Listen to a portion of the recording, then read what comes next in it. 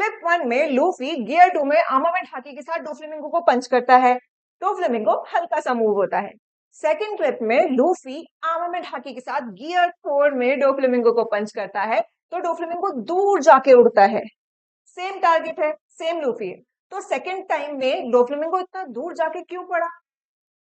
सिर्फ फोर्स नहीं, मोशन के इम्पैक्ट के पीछे एक और फिजिकल क्वांटिटी जुड़ी होती है, जिसको हम बोलते हैं मोमेंटम। आज की क्लास में यही स्टार्ट करेंगे। Let's start. लेट्स इमेजिन यहाँ पर एक ग्लास प्लेट रखी है। ऑलराइट, हमारे पास एक जगह पर प्लास्टिक का बॉटल है और एक जगह स्टील बॉटल है। प्लास्टिक की बॉटल को और स्टील की बॉटल को दोनों को एक ही टाइम पर एक ही हाइट से छोड़ दिया। तो ग्लास प्लेट प्लास्टिक वाला बॉटल के टाइम पर नहीं टूटा, बट ऑब्वियसली स्टील के प्लेट के टाइम पर टूट जाएगा, राइट? दोनों जगह दोनों ही चीज सेम हाइट से फेंकी गई है, दोनों में मोशन हो रहा है, दोनों एक जगह से दूसरी जगह जा रही है, लेकिन एक मोशन का इम्पैक्ट डिफरेंट था। यहाँ पर इम्पैक्ट चेंज हुआ, लेकिन किस वजह से? क्योंकि यहाँ पर प्लास्टिक बॉटल का मास कम था, और यहाँ पर स्टील बॉटल का मास ज्यादा था। तो जिस मोशन का इम्पैक्ट ज्यादा दिखाई दिया, दैट मीन्स उसमें वहां पर क्या था? मास ज्यादा था। कोई भी भारी चीज होगी तो उसका इम्पैक्ट ज्यादा हो जाएगा, उस मोशन की पावर ज्यादा होगी, उस मोशन की क्वांटिटी ज्यादा होगी। फॉर एग्जाम्पल, लेदर बॉल ले लो। एक जगह पर लेदर बॉल ले ली, एक जगह पर प्लास्टिक का बॉल ले लिया। अगर मैं आपको लेदर का बॉल से मारूंगी और दूसरी जगह पर प्लास्टिक की बॉल से मारूंगी, तो किससे ज्यादा चोट आएगी? ऑब्वियसली लेदर बॉल से। क्या डिफरेंस है लेदर बॉल और प्लास्टिक बॉल में? लेदर बॉल बहुत हैवी है as compare to plastic ball. तो यहाँ पर मास जिस बॉडी का ज्यादा है, उस जगह पर उस मोशन का इम्पैक्ट ज्यादा हो रहा है, उस मोशन की पावर ज्यादा है, उस मोशन की क्वांटिटी ज्यादा है।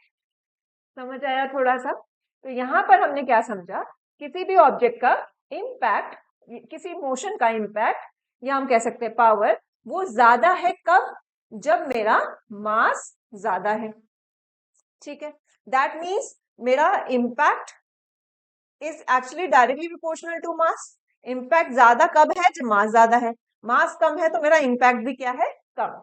इतनी सी बात समझ आ गई। सेम चीज हुई लूफी के केस में। यहाँ पर और भी चीजें ऐड करती है इस केस में, बट फिलहाल विजुअली हमें क्या दिख रहा है कि लूफी जब गियर 2 में आर्मामेंट हाकी से डोफ्लेमिंगो को हिट करता है, यहाँ पर इसका मास कम है, लेकिन गियर 4 में जैसे ही लूफी आता है तो उसका मास काफी बढ़ जाता है। तो यहाँ मास बहुत बढ़ गया, जिस वजह से डोफ्लेमिंगो बहुत दूर जाके पड़ता है। मतलब इस मोशन का जो इम्पैक्ट रहा, यहाँ पर भी लूफी और डोफ्लेमिंगो है, यहाँ पे भी लूफी डोफ्लेमिंगो है। डिफरेंस क्या आया? गियर 4 में लूफी का मास बहुत ज्यादा बढ़ गया। विजुअली हमें जो दिख रहा है और चीजें थी, प्लीज अब एनीमे फैन बन के यहाँ पे आके क्रिटिक मत बन जाना। फिलहाल हम क्या बात करें, जो हमें विजुअली दिख रहा है कि मास ज्यादा हुआ, तो उस मोशन का इम्पैक्ट ज्यादा हो गया। ठीक है जी। तो यहाँ से हम कह सकते हैं कि इम्पैक्ट क्या है, किस पे डिपेंड कर रहा है? मास पे, और वो भी कैसा? Directly proportional. मास ज्यादा, इम्पैक्ट ज्यादा। ठीक है जी, कोई परेशानी, कोई दुख दर्द? ठीक है। अच्छा, और क्या सिर्फ मास ही है? सिर्फ मास पे डिपेंड करेगा इम्पैक्ट? अच्छा, इमेजिन करो, यहाँ पर मान लो कि एक बुलेट है, चौक नहीं है, बुलेट है, मान लेते हैं एक बुलेट है, रूम रूम वाली नहीं है, क्या है, जो गोली वाली, ठीक है, गन से जो शूट करता है वो वाला बुलेट है। बुलेट को ऐसा फेंक के मारा मैंने। अगर मैंने आपको ऐसे फेंक के मारा तो आपको कुछ होगा नहीं, है ना? लेकिन वहीं दूसरी जगह मैं आपको बुलेट गन के अंदर से अगर गन से शूट कर दूं मैं, तब आत्मा का परमात्मा से मिलन होगा, है ना? क्या डिफरेंस? सेम है, बुलेट तो अभी भी सेम है ना? डिफरेंस क्या आया? यहाँ पर टिंगू ने मिंगू की तरफ बुलेट फेंक के मारी, तो यहाँ पर ये बुलेट सेम है, लेकिन यहाँ पर वेलोसिटी बुलेट की बहुत कम थी। वहीं पर अगर मैंने गन से शूट किया तो यहाँ पर उस सेम बुलेट की वेलोसिटी बहुत हाई थी। तो यहाँ पर इस मिंगू का आत्मा का परमात्मा से मिलन हो सकता है ना? हो ही जाएगा अगर हिट कर गया तो। ठीक है, तो दैट मीन्स यहाँ पर मोशन किस पे डिपेंड किया? अभी मास दोनों का मतलब सेम बुलेट थी तो मास तो सेम ही था। तो मास के अलावा कौन सी ऐसी फिजिकल क्वांटिटी है जो उस मोशन की पावर को डिफाइन कर सकती है? वेलोसिटी। ठीक है, तो जहां हम कह सकते हैं कि मोशन का जो इम्पैक्ट है, जो पावर है, वो किस पे डिपेंड कर रहा है? वेलोसिटी। वेलोसिटी ज्यादा तो इम्पैक्ट ज्यादा, वेलोसिटी कम तो इम्पैक्ट भी कम। तो ये भी कैसा है? Directly proportional. ठीक है, जैसे लूफी वर्सेस लूसी।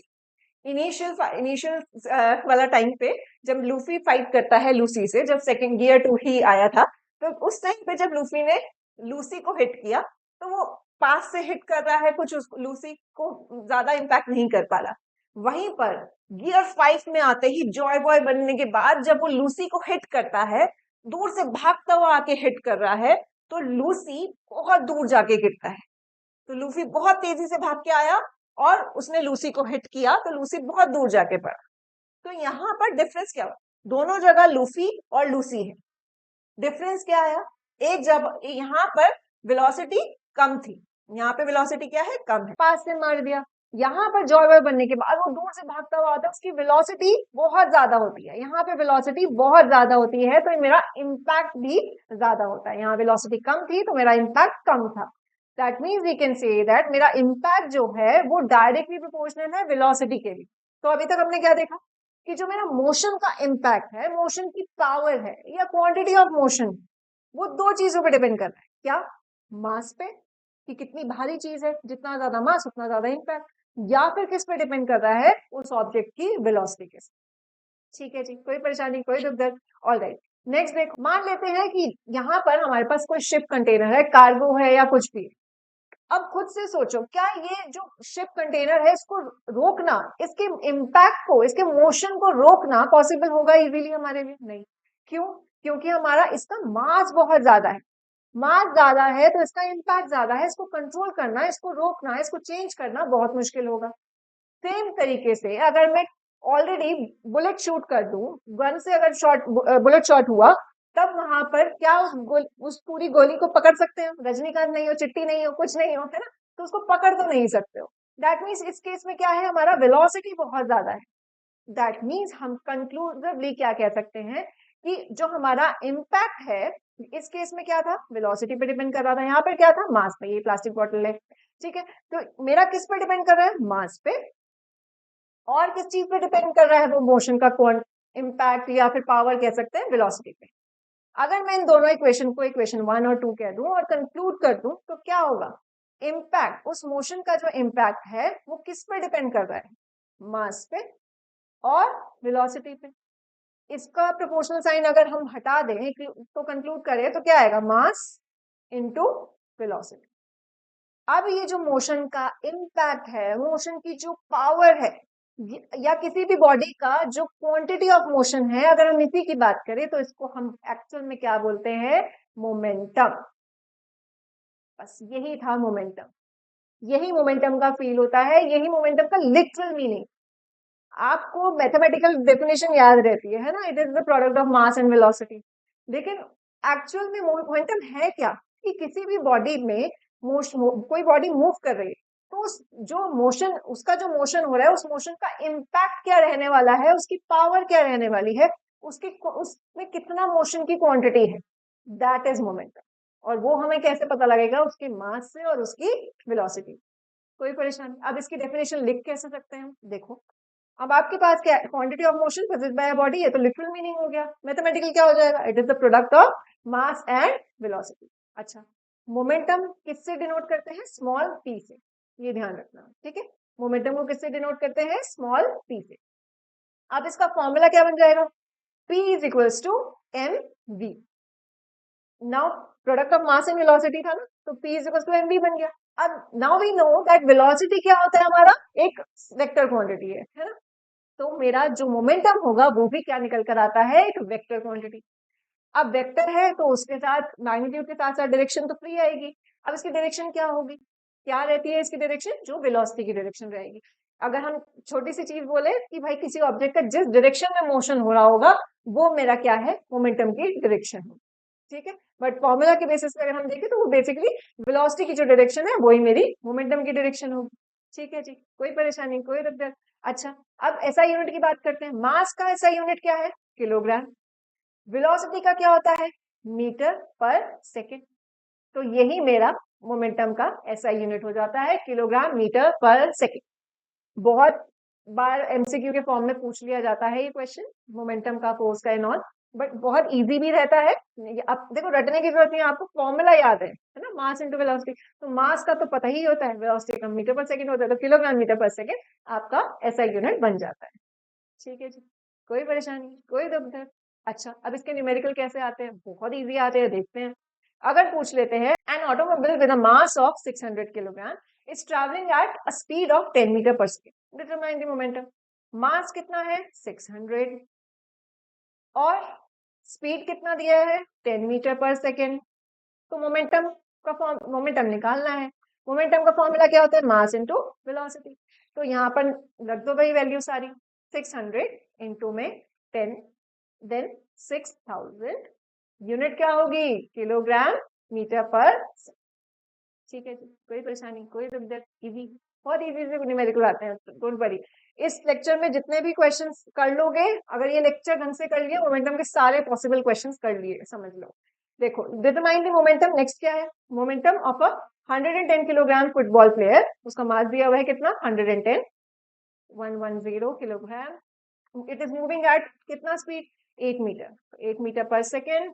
अब इसका मोमेंटम निकालना है, तो P is equal to mv, तो कर लोगे।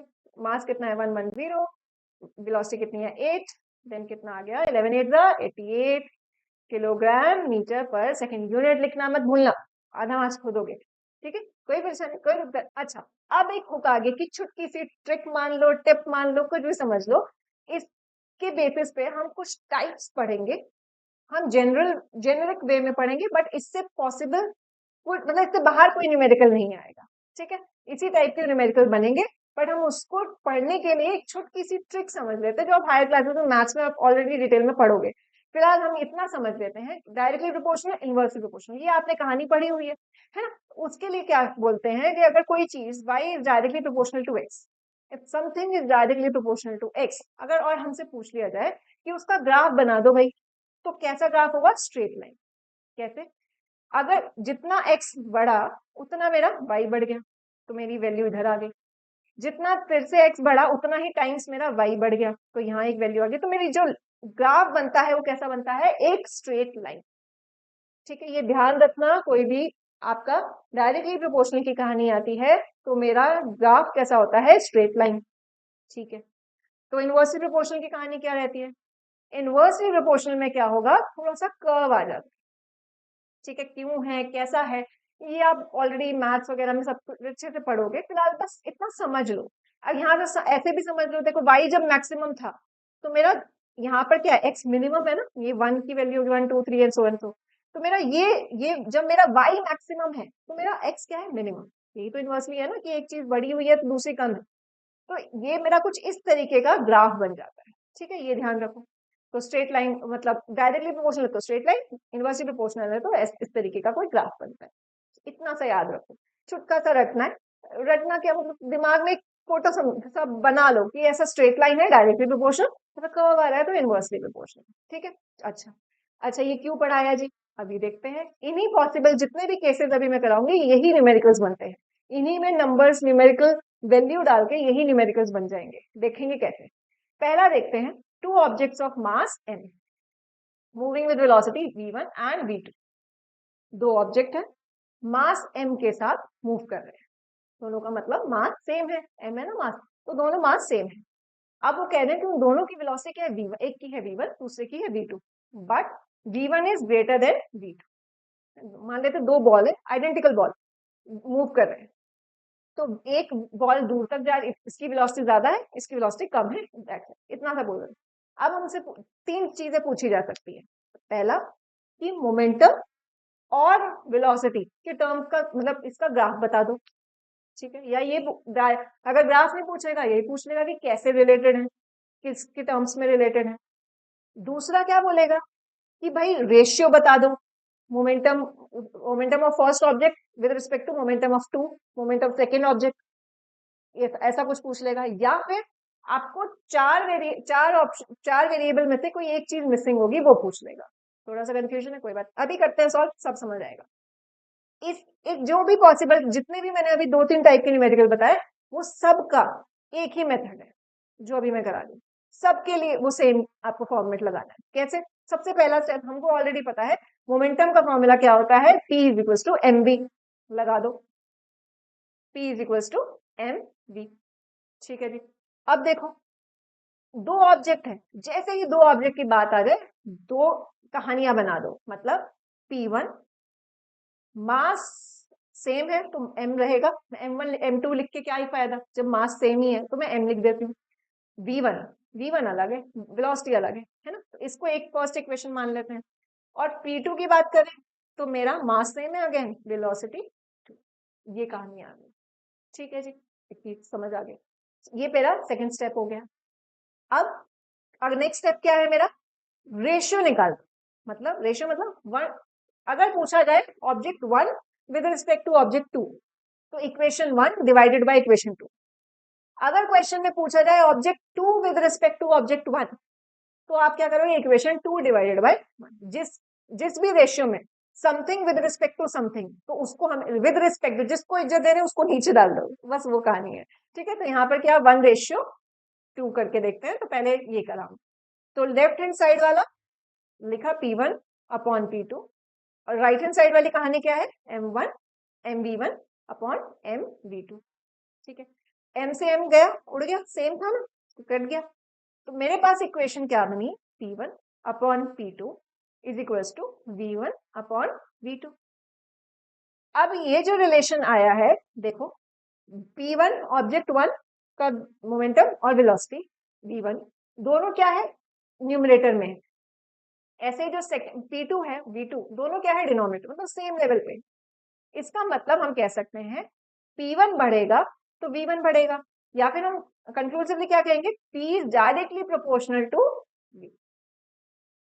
ठीक है, समझ आया है ना, दोनों सेम लेवल पे है। तो जब लीनियरली लिख रहे हो तो डायरेक्टली प्रोपोर्शनल होता है। तो सबसे पहला क्वेश्चन क्या था कि ग्राफ बना दो जी, तो अभी हम समझ के आए, जब डायरेक्टली प्रोपोर्शनल होता है तो ग्राफ कैसा बनता है, स्ट्रेट लाइन। तो बना दो, स्ट्रेट लाइन बना दो। अगर वो बोलते कि V1 और V2 को प्लॉट करो, तो V1 क्या है, ज्यादा है, तो V1 कहीं यहाँ आ जाएगा, जहां V1 है वहीं पे कहीं पे P1 है।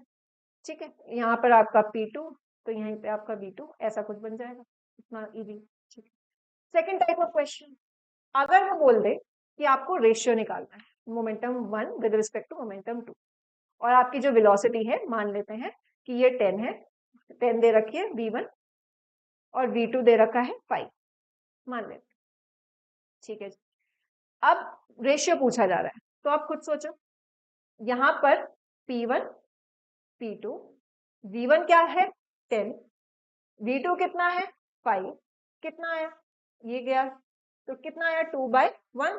तो P1 रेशियो P2 कितना होगा, 2:। तो एक टाइप तो ये क्वेश्चन का बन जाता है। क्वेश्चन ध्यान से पढ़ना, अगर ये ना पूछे, आपसे बोले कि second with respect to one दे दो, ऑब्जेक्ट सेकंड जो है object two with respect to object one की कहानी बता दो, तो क्या हो जाएगा, P2 रेशियो P1 क्या हो जाएगा, 1:2। तो ये ध्यान से करना, क्वेश्चन में जो पूछा, एमसीक्यू में यूजुअली ये बहुत ही कंफ्यूजिंग फॉर्म में आपका रेशियो दिया हुआ होता है, तो क्वेश्चन की लैंग्वेज ढंग से पढ़ना, उसके अकॉर्डिंग आपका आंसर होगा। ठीक है जी। अच्छा, अब देखो, एक तो ये एक टाइप क्या हो गया, ग्राफ, दूसरा टाइप क्या हो गया, रेशियो पूछ लिया। अब दूसरा तीसरा फॉर्मेट क्या हो सकता है, आपसे अगर बोल दे कि आपको जैसे V1 V2 तो दे ही रखा था, साथ में आपको बता दिया कि भाई P2 भी दे रखा है, मान लेते हैं सेकेंड ऑब्जेक्ट का P2 भी दे रखा है, और ये कहानी मान लेते हैं समथिंग कुछ भी 5 मान लो, कुछ मान लेते हैं, सही P1 P2 कितना है 5। ठीक है, अच्छा, अगर ऐसा है और पूछ लिया जाता है P1 निकाल दो, तो क्या होगा, अब इसी इक्वेशन में वैल्यूज पुट कर देते हैं, P1 निकालना है ना, P1 निकालना है, तो V1 अपॉन V2, इस P2 को उधर फेंक दो, तो P2 आ गया इधर। यहाँ से V1 कितना था 10, V2 कितना था 5, P2 कितना गिवन था 5, तो यहाँ से ये उड़ गया, तो P1 कितना आया 10। बस, अगर उल्टा होता P2 पूछ लेता तो उस आगे ये पूछ लिया जाता, तो इसको यहीं फेंक देते, P1 को इधर पहुंचा देते, इसके अकॉर्डिंग सॉल्व करते, कर लोगे ना, बहुत इजी हो गया। सब में स्टार्टिंग सेम करनी है, सेम तरीके से कहानी चलनी है, जैसे ही आपकी ये इक्वेशन आ जाएगी वहां से सारी आपके सब टाइप ऑफ क्वेश्चन जो है वो आपके सॉल्व हो जाएंगे। ठीक है, थोड़ा सा डाउट है, कोई बात नहीं, जिनको डाउट है वो नेक्स्ट क्वेश्चन साथ में करेंगे, जिनको क्लियर हो चुका है जो नेक्स्ट सिचुएशन है वो आप इसको पॉज करके खुद से एक बार अटेम्प्ट करिए, ठीक है। चलो देखते हैं नेक्स्ट में क्या हुआ। नेक्स्ट में कहानी है कि दो ऑब्जेक्ट्स है, they are moving with velocity v। पहले वाले केस में क्या था, मेरा मास कांस्टेंट था, ठीक है, मास कांस्टेंट था। यहाँ पर हमसे ग्राफ पूछ लिया था, एक तो ग्राफ पूछा था या फिर रेशियो पूछा था P1 रेशियो P2, या फिर वेरिएबल कोई पूछ लिया था चार में से, ये टाइप ऑफ क्वेश्चन समझे थे। अब अगर इसमें हम मान लें कि मेरा क्या बोला है, दो ऑब्जेक्ट है जिनकी वेलोसिटी v है, लेकिन one is heavier with mass m1 and other one is lighter with mass m2। That means वो बेसिकली क्या कह रहा है, m1 is greater than m2। तो यहाँ पर क्या चीज कांस्टेंट है मेरी, v कांस्टेंट है। तो अब हमसे पहली चीज क्या पूछ सकता है, ग्राफ। ग्राफ क्या बोलेगा, मेरा मोमेंटम और मास के बीच में निकाल दो, ग्राफ बना दो, या फिर रेशियो या फिर वेरिएबल, ठीक है। स्टेप क्या है, सबके सेम लिख दो, P is equals to mv, ये हमको ऑलरेडी पता है। ऑब्जेक्ट वन का क्या बनेगा, ऑब्जेक्ट वन की कहानी क्या होगी, P1, मास अलग है इस बार m1, वेलोसिटी सेम, तो इक्वेशन 1। अब P2, मास m2, वेलोसिटी सेम, तो ये मेरी इक्वेशन 2। That's it. अब क्या करना है, 1:2 के फॉर्म में निकाल। अब कुछ ना पूछा होगा, अगर सेकंड और वन नहीं करोगे तो हमेशा 1:2 कर दो, जो इजी पड़े, दो अदरवाइज भी सेम ही बात आएगी। तो 1 divided by 2, P1 by P2, m1 by m1v, then m2 v। v से v उड़ गया इस बार, और क्या आया मेरा, P1 P2 m1 m2। Easy हो जाएगा। अब यहां से देखो फिर से क्या हुआ, 1 सेम आया, P1 m1 सेम सेम आया, सेम लेवल पे आया, न्यूमरेटर न्यूमरेटर। तो P is in directly proportional to mass, तो यहां से डायरेक्टली प्रोपोर्शनल की कहानी आई, तो फिर से ग्राफ कैसा होगा, एक स्ट्रेट लाइन। तो जब मेरा वेलोसिटी कांस्टेंट होता है तो मोमेंटम और मास का ग्राफ कैसा बनता है, अगेन एक स्ट्रेट लाइन। दैट मींस मेरा जो P है डायरेक्टली प्रोपोर्शनल टू मास, ठीक है। अच्छा, अब यहां से अगर आपसे पूछ ले, अगेन रेशियो पूछा जाएगा, तो आप इसमें वैल्यू पुट करना और इस हिसाब से निकालना। अगर वेरिएबल कोई भी पूछ ले, 1 पूछ ले या 2 पूछ ले, कोई भी कहानी पूछ ले, तब भी आप निकाल लोगे इस इक्वेशन को यूज करके, है ना। इजी है, बहुत इजी, आराम से आप कर लोगे, न्यूमेरिकल जैसा भी आएगा आप कर लोगे। एक बार अटेम्प्ट करना, खुद से ऑनेस्टली अटेम्प्ट करना, आराम से होगी चीजें। यहाँ तक तो बहुत इजी जा रही थी कहानी। अच्छा, अब अगर बात पूछ लिया जाए इनवर्सली प्रोपोर्शनल, तब कैसा होगा। इनवर्सली प्रोपोर्शनल में क्या पूछेगा, देखो पहला क्या पढ़ा, पहले हमने किसको कांस्टेंट किया, P इज इक्वल्स टू क्या होता है, mv, mv होता है। पहले हमने किसको कांस्टेंट किया था, मास को, पहले इसको किया था, फिर किसको कांस्टेंट किया, इसको। जब इसको कांस्टेंट किया था तो इसके बीच का ग्राफ देखा, फिर जब वेलोसिटी को कांस्टेंट किया तो P और मास के बीच में देखा। अब बचा ही कौन है, P को कांस्टेंट कर देते हैं, तब क्या कहानी बनेगी, देखो अगर मेरे किसी ऑब्जेक्ट का, दो ऑब्जेक्ट हैं जिनका मोमेंटम सेम है, तो तब कैसा होगा, तब मास और वेलोसिटी के बीच में क्या कहानी बनेगी वो देखते हैं। देखो स्टेप, सबके स्टेप सेम है, सब कुछ सेम रहने वाला है, खुद से अटेम्प्ट करो, ट्राई करो। P is equals to mv, P1 m v1, है ना। अच्छा, P2 m1 v1 m2 v2, ये कहानी होती है। ये सारी कहानी को हमें ऑलरेडी पता है, P1 is equals to P2 है ना, P1 is equals to P2, या इक्वल मोमेंटम दे रखा है ना, वो किसके बराबर है, P के बराबर है। तो अब वैल्यू पुट कर दो, m1 v1 m2 v2, ये सब कुछ सेम स्टेप्स चल रहा है, बस इक्वल मोमेंटम बोला तो मैंने P1 is equals to P2 लिख दिया, तो m1 v1 m2 v2 आ गया। अब 1 m1 मास वाली, मास को एक साइड फेंक दो, वेलोसिटी को एक साइड फेंक दो, हमें वो रिलेशन देखना है ना मास और वेलोसिटी का। तो m1 इस m2 को नीचे लेकर आओ, फिर यहाँ v2 ऊपर और v1 कहाँ आया, नीचे। अब इस रिलेशन में क्या कहानी बनी कि मेरा अगर m1 ऊपर है तो मेरा v1 दूसरी साइड में नीचे है। दैट मीन्स मेरा मास जो है इनवर्सली प्रोपोर्शनल टू v है, या फिर अदर वे राउंड कह सकते हैं, velocity inversely proportional to mass, एक ही बात बनेगी। और जब इनवर्सली प्रोपोर्शनल की कहानी आती है तो हमारा क्या होता है, कैसा ग्राफ बनता है, हल्का सा कर्व। तो हमारा कुछ कहानी ये बनती है। ठीक है जी, कोई परेशानी, कोई दुख दर्द, तो क्या है यहाँ पर बेसिकली ये इसका ग्राफ। अच्छा, इस टाइप ऑफ क्वेश्चन में बहुत बार ऐसा पूछ लिया जाता है, ये बहुत बार आता है, बहुत रिपीटेडली पूछा जाता है, अलग अलग कहानी। हम इसका इस टाइप का एक न्यूमेरिकल आगे करेंगे भी, जिसमें या तो पूछ लेता है कार बाइक, या फिर ट्रेन बाइक, या ट्रक साइकिल, या फिर एक सीधा बोल देगा एक हेवियर ऑब्जेक्ट है, एक लाइटर ऑब्जेक्ट है, सेम मोमेंटम है, आपको बताने की किसकी वेलोसिटी ज्यादा रही होगी, ये कहानी है। अब खुद से सोचो, जिसका लाइट, अगर ये मास ज्यादा है, m1 ज्यादा है m2 से, ये अगर ज्यादा होगा तो मेरा v1 क्या होगा, कम होगी ना, इनवर्सली प्रोपोर्शनल है। अगर मास ज्यादा है तो वेलोसिटी क्या होगी, कम होगी। इससे बता ही सकते हैं। अगर 1 मार्क का क्वेश्चन है तो सिंपली आप इसी तरीके से रिलेट करके कहानी बता सकते हैं। अगर प्रूफ करने के लिए आएगा, न्यूमेरिकल वैल्यू दे रखी होगी, तब आप इसको सॉल्व करोगे इस इक्वेशन से। ठीक है जी, हो जाएगा। चलो, इसको लेकिन आगे सॉल्व भी करके देखेंगे। एक बार मैं रेशियो का भी कंडक्ट करके बताऊंगी कि भाई ये कैसे ग्रेटर देन 1 है, ये सबकी कहानी रहती है। ठीक है, चलो। अच्छा, अब इसके कुछ न्यूमेरिकल्स किस तरीके के बन सकते हैं। A body of mass 100 gram has momentum of this much, what is its velocity, velocity पूछी जा रही है। मास कितना है, 100 ग्राम, मोमेंटम कितना गिवन है, 200 gram centimeter per second. Velocity पूछी जा रही है, p is equals to mv हमको पता है, पूछा जा रहा है वेलोसिटी, तो वेलोसिटी का फॉर्मूला क्या बना, p अपॉन में n, है ना, ये कहानी बनी। अच्छा, ये सारी चीजें इजी थी। अब अगर ये ऐसा यूनिट में दिया होता तो बस ऐसा यूनिट में कन्वर्ट कर दोगे, तब तो बस हो गया। अब इसको अलग अलग करके ऐसा यूनिट में करूं तो इससे बेटर है क्या दोनों ही मुझे ग्राम में दिख रहे हैं। अगर दोनों ग्राम में है तो मोमेंटम कितना है, 200 gram centimeter per second. Then नीचे क्या है, मास कितना है, 100 ग्राम, ग्राम से ग्राम उड़ गया, 0 से 0 उड़ गए, कितना बचा, 2 सेंटीमीटर पर सेकेंड।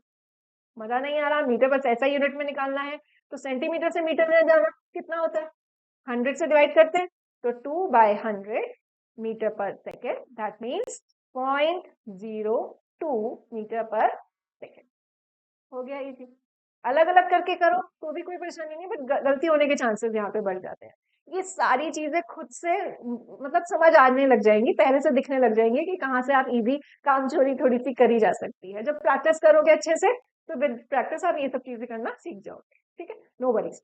अच्छा, अब हमने जो क्वेश्चन बोला था कि हेवियर ऑब्जेक्ट, लाइटर ऑब्जेक्ट, उसकी कहानी क्या होगी अगर वो कैसे स्टेटमेंट पूछा जाता है, a heavy and a light object. ये same question n number of तरीके से पूछा जाता है।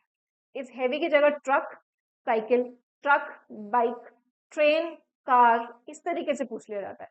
A heavy and a light object have same momentum, which of these is travelling faster. देखो, अभी मैं ऑलरेडी समझा के रही हूँ कि इनवर्सली प्रोपोर्शनल की कहानी क्या थी। आप वहां पे आप इजीली कर सकते हो, गेस कर सकते हो, लेकिन फिर भी मैं आपको मैथमेटिकली प्रूफ करके दिखा रही हूँ, क्योंकि कई बार कुछ क्वेश्चंस आपके ऐसे अटकेंगे, सिर्फ इसी टॉपिक में नहीं, आगे भी, तब भी जहां पे आपको इस कॉन्सेप्ट की, इस तरीके की जरूरत पड़ेगी। ठीक है, देखो करना वही सेम मेथड, सेम तरीका। P1 is equal to P2 is equal to P is equal to m, हमने पता ही है ना। हमें यहाँ पर क्या दे रखा है, दोनों मोमेंट सेम मोमेंटम है, तो m1 v1 m2 v2। मान लेते हैं कि मेरा मास m1 किसका है, ट्रक का, मान ले m2 क्या है, इसका, और हमें पता है m1 is greater than m2, truck ज्यादा है, हैवी है। ठीक है, अगेन रेशियो क्या बना, m1 upon m2, v2 upon v1। ठीक है जी। अच्छा, अब मुझे, क्योंकि मुझे पता है मेरा m1 is greater than m2, if my numerator is greater than denominator, then वो फ्रैक्शन की वैल्यू क्या निकलेगी, सोचो। मान लो, देखो यहाँ पर न्यूमरेटर मेरा 6 है और डिनोमिनेटर मेरा मान लेते हैं 2 दे रखा है, तो क्या वैल्यू आई, 3। मान लेते हैं यहाँ पर चलो 3 दे रखा है और 2 है, तब भी क्या आएगी, 1 पॉइंट समथिंग, है ना। इवन 2/2 पे भी 1 आ रहा है, ये तो न्यूमरेटर डिनोमिनेटर इक्वल आने पे 1 आ रहा है। जब तक मेरा न्यूमरेटर ग्रेटर है डिनोमिनेटर से, तो मेरी वैल्यू, फ्रैक्शन की वैल्यू क्या होगी, ग्रेटर देन 1। ठीक है, अगर मेरा numerator is greater than denominator, मेरा फ्रैक्शन की वैल्यू क्या है, greater than 1, that means m1 upon m2 is greater than 1, है ना। अच्छा, अगर ऐसा है, क्योंकि यहाँ पर इक्वल साइड है, इक्वल साइन दिख रहा है मुझे, तो लेफ्ट हैंड साइड अगर मेरी ग्रेटर देन 1 है, तो मेरी जो राइट हैंड साइड है वो भी तो ग्रेटर देन 1 होगी, है ना। ये a इक्वल्स टू b कह रही हूँ मैं, और मैं कह रही हूँ जो मेरा a है वो ग्रेटर देन 1 है, तो b भी तो ग्रेटर देन 1 होगा क्योंकि a इक्वल्स टू b है। तो that means v2 by v1 is also greater than 1। And अगर हम इस v1 को उधर फेंक दे तो क्या होगा, v2 is greater then v1। ये हमने प्रूव भी कर दिया। ठीक है, हम सीधा हम आप मैथमेटिकली अगर थोड़ा ज्यादा मार्क्स का क्वेश्चन है तो आप मैथमेटिकली इस तरीके से सॉल्व करोगे, या न्यूमेरिकल वैल्यू भी आ रखी होगी तो आप फर्दर सॉल्व करोगे। अदर शॉर्टकट क्या था, हमें ऑलरेडी यहाँ से पता चल गया है, क्या पता चला है, that m is inversely proportional to v।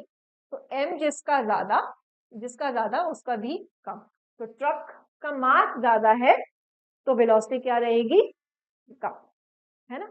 अब खुद से सोचो ना, मुझे P1 इक्वल्स टू P2 है, तो मुझे इक्वल करना है। अगर मेरा M1 ज्यादा है M2 से, M2 कम है, और मुझे इन दोनों चीजों को बराबर करना है, तो मुझे ये सेकेंड वाली वैल्यू कुछ कम करनी पड़ेगी, तभी तो ये बढ़ेगा, है ना। ऑलराइट, इतनी सी बात समझ आ गई, इनवर्सली प्रोपोर्शन, एक चीज बड़ी एक चीज छोटी, दैट्स इजी इजी। ओके, अच्छा, एक और टाइप का क्वेश्चन, अगर बोला जाए कनेक्टेड बॉडी है, मतलब एक बॉडी है, उसका खुद का वेट है और कुछ लोड कर दिया गया है, जैसे एक ट्रक है 10,000 kg का था, एक ट्रक है, बहुत सुंदर बनाया है मैंने ट्रक है जिसका खुद का मास कितना है 10,000 kg, is loaded with 5,000 kg। इसके अंदर बॉक्सेस लग दिए गए हैं और ये कितने के हैं, 5,000 kg। ठीक है जी, इसकी वेलोसिटी कितनी है, मूविंग विद वेलोसिटी कितना, v कितना है, 60 मीटर पर सेकेंड। अब पूछा क्या जा रहा है, what will be the momentum of the truck. Truck का मोमेंटम पूछा जा रहा है, हमें पता है मोमेंटम का फॉर्मूला क्या होता है, mv, ये तो हमको पता है, लेकिन टोटल मास m क्या है, मुझे ये पूरा ट्रक मूव कर रहा है ना, और ट्रक के अंदर सामान भी है, तो सिर्फ ट्रक के वेट से, ट्रक के मास से काम नहीं चलेगा, मुझे ट्रक और सामान का मास, टोटल मास चाहिए। तो मेरा टोटल मास कितना होगा, टोटल मास कितना होगा, mass of truck plus mass of load कितना होगा, 10,000 प्लस 5,000 कितना बना, 15,000, है ना। बस हो गया सॉल्व। तो P कितना है, मास कितना 15,000, वेलोसिटी कितनी दे रखी है 60, तो कितना हुआ 15 6 कितना होता है 90, और जीरो कितने बचे 4, ये हो गया हमारा आंसर। ठीक, कोई परेशानी, कोई दुख दर्द, बहुत बेटा, इससे ज्यादा न्यूमेरिकल कुछ नहीं बन सकते, मतलब आपका ग्राफ पूछ लेगा, रेशियो पूछ लेगा, वेरिएबल पूछ लेगा, इसी टाइप के क्वेश्चंस बनते हैं मोमेंटम से। बहुत छुटका सा टॉपिक है, बहुत इंटरेस्टिंग टॉपिक भी है ये। ठीक है, अच्छा, एक छुटका क्वेश्चन और खुद आगे आज का क्या है कि भाई, if momentum of an object changes, अगर किसी ऑब्जेक्ट का मोमेंटम चेंज हो जाए मोशन के टाइम पर, तो उसको कंट्रोल करने के लिए क्या चीज चाहिए होगी, सोचो। कोई ऑब्जेक्ट मूव कर रही है, उसका मोमेंटम चेंज हो जाए, अगर उसको कंट्रोल करना है तो मुझे क्या करना पड़ेगा, इसका आंसर आप कमेंट बॉक्स में बताएंगे, और नेक्स्ट क्लास में हम स्टार्ट करेंगे न्यूटन सेकेंड लॉ। इसका answer basically Newton second law में ही छुपा हुआ है। ऑलराइट, नेक्स्ट क्लास में हम न्यूटन सेकेंड लॉ करेंगे। स्टे ट्यून्ड, योर फिजिक्स का साइनिंग ऑफ, बाय।